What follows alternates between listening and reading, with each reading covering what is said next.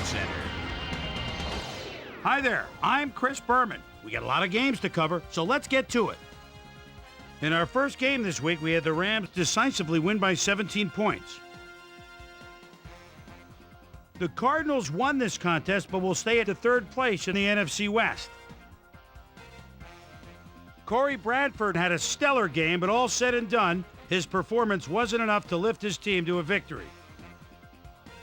Number 14 had over 50 yards receiving and helped his Cowboys beat the Seahawks. In a long-standing AFC rivalry, we had the Steelers pick up their 6th win of the year. Deep in Cajun country in New Orleans, we had the Saints narrowly coming out on top by 5. Titans, Colts.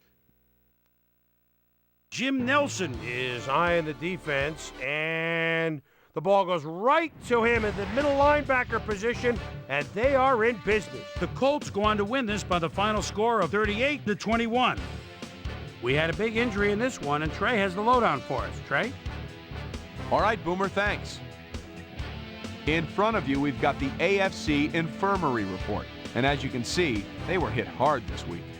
Jamie Sharper is probably the one that most leaps out at you. The team's injury report listed a broken wrist and that he's out for the rest of the regular season. There's a chance, however, they'll get him back for the playoffs. In front of you, we've got the NFC list. And as you can see, they could form their own MASH unit. Justin Smiley sticks out on this list as one of the more costly injuries. X-rays confirming the original diagnosis, it's a broken ankle, and that'll keep him out for the rest of the regular season.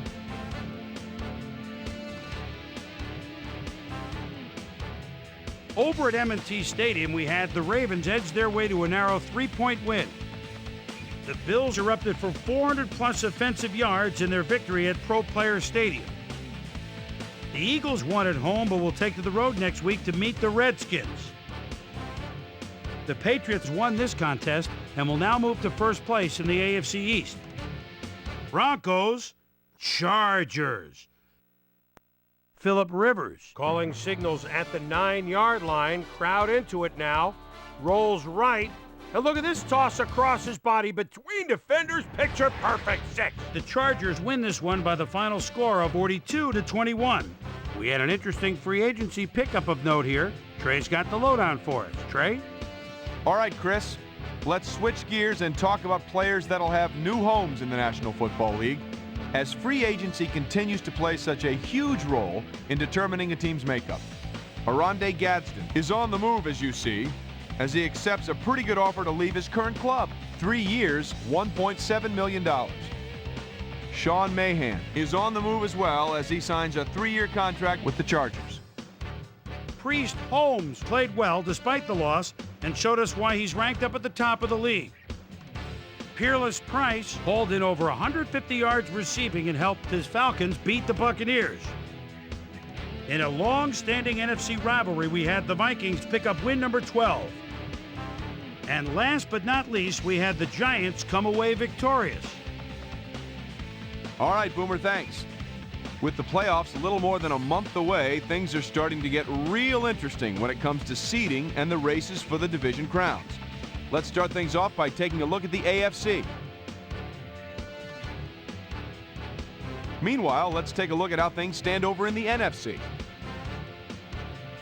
So that's how things shape up. Still plenty of intriguing matchups upcoming as we get closer and closer to January. And that'll do it from here. Chris, let's send it back over to you. So another week in the books here on ESPN, but what do you say we hand out a few game balls before we go? Here's my prime time players. That'll do it, sports fans. I'm Chris Berman, and thanks so much for joining us here in the Bristol studios. We'll see you next week right here on ESPN, the worldwide leader in sports.